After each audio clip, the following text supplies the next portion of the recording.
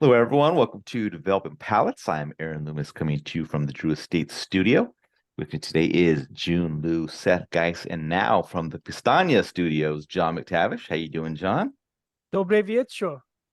How you doing, guys? Dude, what's that say? Oh, It's oh the no. Yeah. Oh no.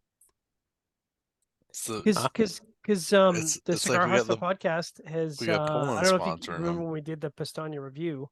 One of my things when I was talking about the minerality, I went, "Oh no, here comes the minerality," and now I'm a voice clip on the podcast.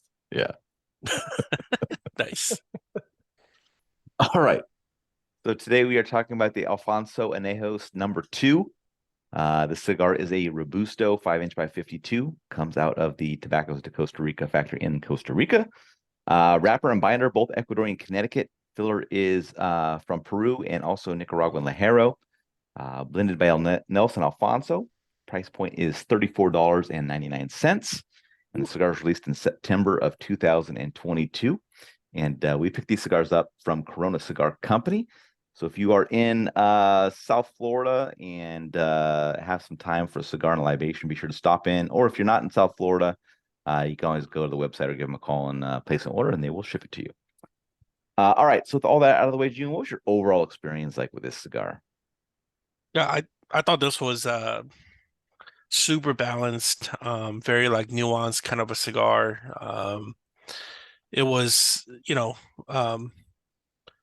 it's kind of like one of those cigars where you really pay attention to and you're like, oh fuck, it's expensive, but it's good, but it's really expensive, but it's really good.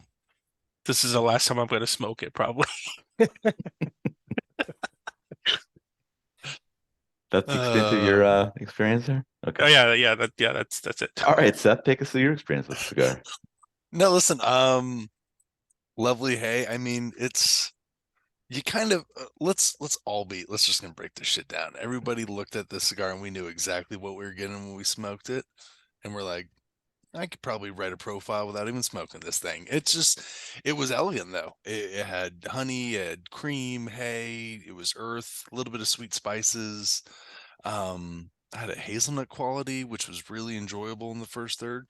It was just balanced, mild to medium. I actually thought it was a little. This is kind of pathetic if I think it's a little soft. I thought it was a little soft. I thought it was a little lacking. Really good construction, beautiful burn though. I mean, those Costa Ricans, they know what they're doing, man. Let's go out, Johnny, Mr. Poland. Yeah, I mean, you're right. When you look at this cigar, we knew what we were in store for. It's like a black tie dinner as a cigar. Like it screams elegance. It smokes elegant. I agree with Seth. It is a little soft. And I think maybe the blending style he wanted you to reach a little bit for the profile. But I mean, it was just really tasty. My first third was sweet bread, a little marzipan. You said hazelnut. I got more of that almond marzipan, honey, baking spices, earth. Like it's just baked delicious goods like you're in Europe. Second, third, again, more sweet bread, a little mild wood adds characters. Kind of a light spicy wood in the center, almost like a bourbon ex bourbon cask spicy wood, honey sweetness. Last third was a little milder, still had the same flavor components, but it was just so soft that it didn't quite engage my palate in the same way. So I thought the profile was good. I did have a minor issue with the burn. I don't know if I was just smoking too slow, but it seemed to be stalling at certain points, or at least threatening to stall. And so eventually it went out in the last third, and I had to do a relight, so I had to dock for that. But whatever, it was a good cigar, and like June said, well, I smoked it once. I don't know if I'll ever smoke it again, but I enjoyed the one I smoked. Aaron, what about you? Yeah, for me, the cigar started out with a mellow mix of toasted cedar, earth, and black pepper. Second, third saw the earth increase, and the black pepper mellowed out a little bit more. And then the final third saw the toast level increase, and a vegetal bitterness kind of joined in as well. Um, I thought the cigar was smooth and elegant to start, but as the toast level and the earth kind of increased, it took that profile down a bit, kind of maintained that the rest of the way. You know, it. I'm in the same boat as you guys. I had a feeling of what it was going to be when we got into it. I just don't feel like it delivered enough of that and for long enough for me. So It just became a little bit heavier as it went along, which is not what I was kind of expecting, but also I didn't think it kind of worked with the profile all that well.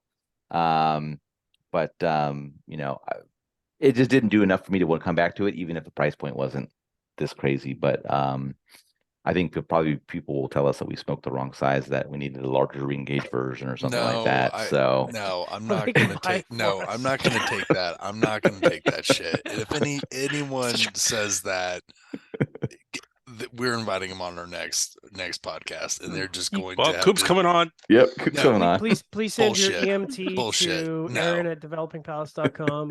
I'm not gonna. No, I'm sorry. And let me tell you this to all you consumers out there: if Coop tells you that you smoked the wrong size, you tell him that you just spent fucking $35 on a cigar, and you say, Mm. "Are you sure smoked the Times- wrong size?" times And I'm five. not going after Coop on this. I'm going after anybody who says you smoked the wrong size, because I'm telling you, Tune is telling you right now, there's no wrong size when it's over $30. Every size is the right size. This has That's been Real true. Talk. I would with I would Aaron. argue there's never a wrong size, no matter what the price point is. If a manufacturer made it, they thought it was good enough for you to be smoking it. So Don't you love when the manufacturers even tell you? And here's the literally, I love you when they're like, the secret size, the best size is like, Yeah, you fucking blended it, and I've Yep. never called them out on this shit. that's but because maybe the we consumers should. don't know any better. Oh, we're You just smoke a size. A lot of consumers just We're smoke. fucking rolling I just smoke tonight. Toros. What kind of cigar do you like? I just smoke Toros. That's the answer you get. I'm sure John's heard that in retail side. Dude, I Plenty of love times. Toros. Give me a. Do you remember when Toros used to be 6x50 and then they became 6x52? I do Yep. love that. I like Or Toro 6x54 box press. Toro Oh, Maduroso, fuck my yeah. thing. All right, let's get into the scores. We're gonna start at the top with Jiunn, 6.82. Ooh, Give it a It's not a good 6.7. sign when June's at the top at 6.82. so what did I give it? John at 6.47. Yeah. Seth at 6.3, and I gave it a 6 even. So how'd that 6.82 match up for you, Jiunn? Match is great. I love this kind of a flavor profile. Like it's, I personally I don't like strong cigars. I like stuff that has a lot of this that plays with the flavors really well. There's like really uniqueness to it. Just really damn expensive, guys. I mean, come on. Ecuador, Connecticut shade? Really? Yeah. You live in San Francisco, man. Don't you guys have like little places, fancy places for your dogs and all that stuff? You shouldn't care about this. No, fuck that. I'd spend money on humans. On humans, Okay. what do you buy in human? No. Subject, I man. bet baby. Whoa. Whoa. Just went so fast. Okay. No. All right, John. No. 6.47. Listen, I like it for $34. I'd love it for 16, 17. I mean, yeah, it matches up well. I think the burn issue held it back a little bit. Otherwise, flavor profile, I think I'd be up in the 6.6s, 6.7s. But it's a lovely cigar. If you want to buy a cigar to celebrate, I really don't think you could go wrong. All right, so that's 6.3. I mean, it's a good cigar. It's not great. Would I spend money on that? Yeah, probably. If I was down at Corona Cigar and I was there with Jeff would make me feel good. Pouring bourbon for you, getting your slosh. I'd buy a bunch of these. He's like, here's $200, what the bitch, hell Phil. did I smoke these for? I could have just smoked some, other things. But Some Army Angels. It's Yeah, Army of Angels. Hell yeah. It's an elegant smoke. If you're really looking for something that's soft and elegant, special, this is one of those cigars. My 6 even matched up well. It was above average flavor profile. Had pretty good construction. A little waviness to the burn, but nothing really big. But yeah, it just it doesn't make that mark where I'd smoke it regardless of price, and then just add in the price. It's just not something I'd come back to. So yeah. Final thoughts on this from you guys? How much were those Atabase? Is it pretty in line with this? Yeah, they're pretty close. Similar. High 20s. Those were like 30s back like 10 years ago though. Yeah. Yeah. They're probably more Fair now, point. man. Fair point. Jeez. Yeah. It's been that long.